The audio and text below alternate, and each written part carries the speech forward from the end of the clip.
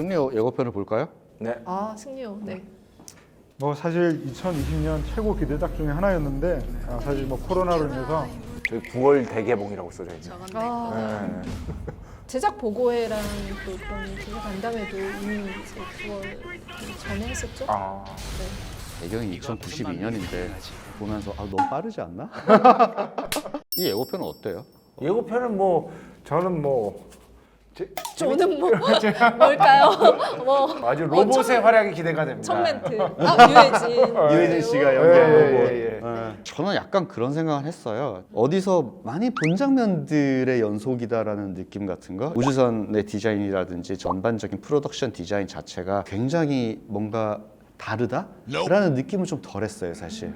감독이 예전부터 봐왔던 스페이스 오페라의 어떤 장르에 대한 호 이런 것들을 이 한 편에 녹여내려는, 그러니까 10년 동안 준비했다고 하더라고요. 특수효과 쪽에 있어서 제가 조금 이제 예고편만 보고 아쉬운 것 중에 하나는 이를테면 제가 지난 한 10년간 할리우드에서 나왔던 SF 영화의 특수효과 중에 가장 멋있었던 장면 중에 하나는 저 그래비티에서 처음 그 롱테이크로 롱테이크. 사고 당하는 장면 있잖아요. 네. 근데 그 장면이 놀라운 거는 거기서 배우들을 빼잖아요. 그러면 그건 그렇게 놀라운 장면이 아니에요. 왜냐하면 우주 공간에서 어차피 특수효과로 만들어진 물체들이 부딪히고 폭발하는 것들은 우리가 이미 익히 많이 봐왔는데 그래비티 같은 경우는 배우가 정말로 그 실제로 찍은 것처럼 퀄리티가 굉장히 좋았어요. 그래서 실제로 벌어지고 있는 일이다라는 생각이 들 정도로 생생했는데 약간 승리호의 특수효과는 시전에 지금 함께 녹아드는 장면은 없어요, 사실.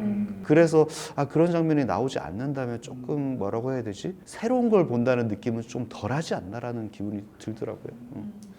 저는 감독에 대한 기대가 좀 있는 편인데요. 그 남매의 집이라고 하는 작품으로 처음 접한 뒤에 뭐 그 뒤로 뭐 짐승의 끝도 있었고 또 그리고 늑대소년과 이 탐정 홍길동 쭉 이어져 오고 있는데 근데 어떻게 보면은 그동안 좀 경력을 쌓아오면서 본격적인 이런 그 SF 장르를 못 하다가 이번에 정말 제대로 한다라는 느낌이 들긴 해서 조성희 감독님이 뭔가 좀 해냈구나라는 그런 좀 기대를 좀 가져보지 않을까라는 생각을 좀 하긴 하는 것 같아요. 네. 저는 이제 좀 이때쯤이면 나올 때가 됐다라는 생각이 있어요. 물론 이제 그 뭐 절반의 성공일 수도 있고 호평보다 호평이 많아질지는 두고 봐야 알겠죠. 예고편만 보고는 알 수 없지만 감독들이 꿈꾸는 어떤 장르라는 것들이 있다라고 봤을 때 아시아 감독들은 무협에 엄청나게 진짜 그 올인하잖아요. 할리우드 감독들은 다른 걸로 치환이 된다면 스페이스 오페라라는 생각이 들어요. 할리우드 영화를 즐기면서 자란 세대들한테는 이 우주라는 공간이 커다란 블록버스터를 펼칠 공간으로 하나로 인식이 되고 있는 게 아닐까. 그래서 이 승리호가 나온 이후에 계속 더 많은 이제 이 작품들이 세분화돼서 나올 것 같다라는 시작 지점에서의 이제 호평을 할 수 있는 지점은 있는 것 같아요. 이야기 자체가 좀 독창적인 어떤 내러티브가 있으면 좋겠다라는 그런 기대 같은 거를 들게 돼요. 한국 장르 영화들이 외국 사람들한테 인기가 많은데 정말로 인기가 있는 장르 영화들을 따져보면 부산행이나 킹덤 같은 영화들인데 그 두 개는 트위스트가 있어요. 부산행은 그냥 좀비 장르지만 열차 안이라는 한정된 공간에서 벌어지는 액션이라는 게 굉장히 다르고요. 킹덤이라는 거는 그 좀비물을 조선시대라는 갓을 쓰고 있다는 그쵸, 거, 외국 좀비들이. 관객들에게는 네. 굉장히 낯선 어떤 옛 세계에 이렇게 이제 접합을 시키잖아요, 그 장르를. 그런 것들이 굉장히 인기가 많은데 승리호는 이제 예고편만으로는 모르겠지만 다른 내러티브가 있을까가 관건이 아닐까라는 생각이 근데 들어요. 내러티브로 봤을 때는 오히려 굉장히 이제 그 슈퍼갑의 위치가 있고 굉장히 어려운 시민들을 대변하는 그런 집단이 있는 걸로 봐서는 설국열차 같은 그런 식의 플롯이 전개가 되지 않을까라는 생각이 들어서 이게 우주를 기반으로 하고 있긴 하지만 오히려 굉장히 리얼한 얘기를 하고 있을 것 같다. 그래서 부산행이나 이제 그 킹덤이 줬던 쾌감 같은 것들과는 조금은 좀 결이 다른 작품이지 않을까라는 생각은 들더라고요. 이게 그러니까 외국 사람들도 볼 거 아니에요. 그렇죠. 그러면은 저기서 한국적인 거는 현재로서는 화투밖에 없는. 아 저게 뭐냐? 화려하다. 배우를 놓고 제가 이 영화를 조금 예상을 해보자면 이게 사실 이제 승리호라고 하는 제목 자체가 우리가 다 기억하고 있는 그 이겨라 승리호 그 이번 애니메이션 그 야타맨에서 온 거라고 하면 주인공 두 사람이 힘을 합쳐서 뭔가 최대치의 힘을 내는 거잖아요. 김태리와 송중기 같은 관계가 어떻게 펼쳐질지가 그래도 그냥 승리호라는 이름을 거저 가져오지 않았을 것 같다. 라는 좀 생각을 해보게 되는 거죠.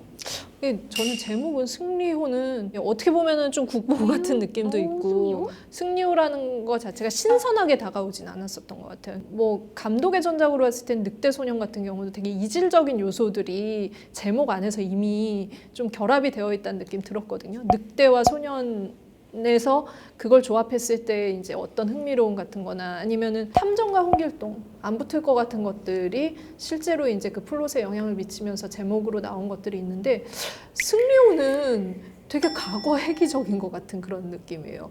더 멋있는 어떤 그 우주선의 이름이 없었을까? 아니면 좀 더 엣지 있는 이름이 없었을까? 이런 생각은 들어요.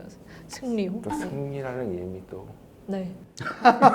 왜 갑자기? 확실히 이제 송중기와 김태리의 연기를 좀 기대를 하게 되는 부분이 있는데 두 사람의 캐릭터가 어떻게 보면 이것만 딱 봐도 굉장히 클리셰적이에요. 쓰레기 인생을 사는 조종사 이건 한솔로거든요.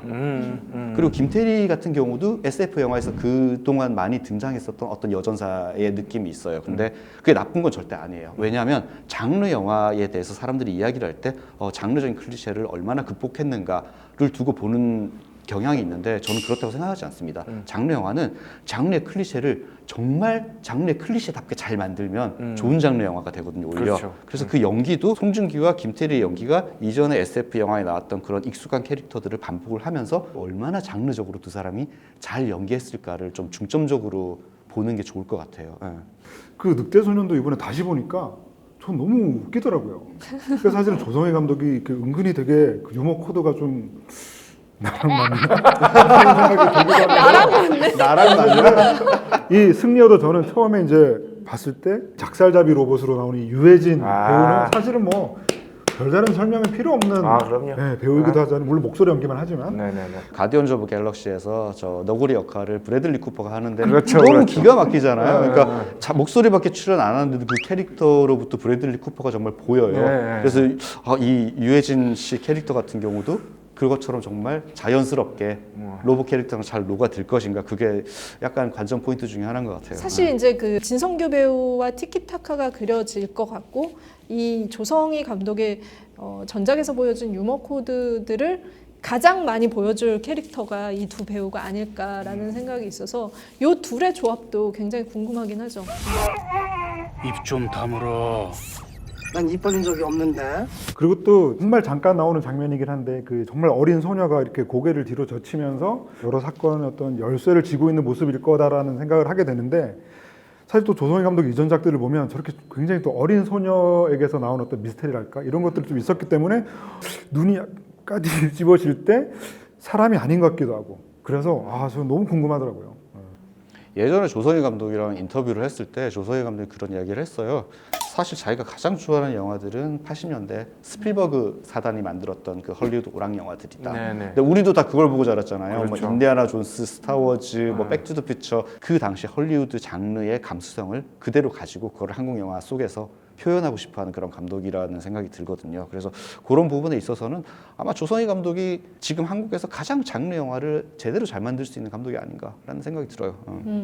이게 240억 제작비가 240억이에요. 저는 그런 거를 잘 몰라서 영화 네. 중에 그럼 많은 거죠. 많죠. 정말 많죠. 왜냐면 예전에 이제 뭐 100억대 영화 이제 처음에 나왔을 때 완전 한국 영화가 이런 블록버스터를 만든다 막 이런 거였는데 지금 240억이잖아요. 근데 참 240억이라고 하면 한 2,500만 달러 되잖아요. 그러면 헐리우드에서는 가벼운 로맨틱 코미디 하나 찍는 제작비예요, 사실은. 그 제작비를 가지고 어느 정도로 자연스럽게 특수효과를 구현했을까가 저는 사실 살짝 걱정은 좀 들어요. 승리호에 어쨌든 넷플릭스에서 상영하겠습니다. 돈을 줄 거 아니에요. 한 네네. 번에 사요. 한 번에 사는 사요. 거죠, 사는 그 다음에 거죠. 뭐 네. 스트리밍 횟수에 대해서 뭐 없죠. 없어요. 아 그런 거 없어요? 네, 구매. 군대가 없어요. 그럼 뭐하러 홍보를 해? 뭐. 지금 사실 코로나 시국이 어렵다고 해도 할리우드 영화들은 넷플릭스의 영화를 그렇게 프리미어 작품을 팔지는 않아요. 근데 한국은 타이밍을 놓치면은 사실 이것들을 어떻게 보여줄 수 있는 방법이 없기 때문에 그런 결정들을 하는 것도 있는 것 같아요. 조금 상황이 좀 다른 것 같아요. 좀 아쉽긴 하죠. 왜냐하면 다른 이걸- 영화들은 모르겠는데 승리호 같은 영화는 극장 스크린으로. 개봉 거대한 스크린으로 본다라기보다는 이렇게 체험할 체험. 수 있게 만든 영화이기 때문에 거의 스크린이 그런 것 같아. 갑자기 딴 얘기인데 저도 나름 TV를 큰 거 산다고 샀습니다. 네. 처음에 딱 요즘 진짜 그렇게 딱 많이 게임을 산대요. 딱 시작했어. 가도버라고. 와. 그런데 한 2달 지나니까 작아 보여 TV. 그렇다니까요. TV는 무조건 큰 걸 사십시오.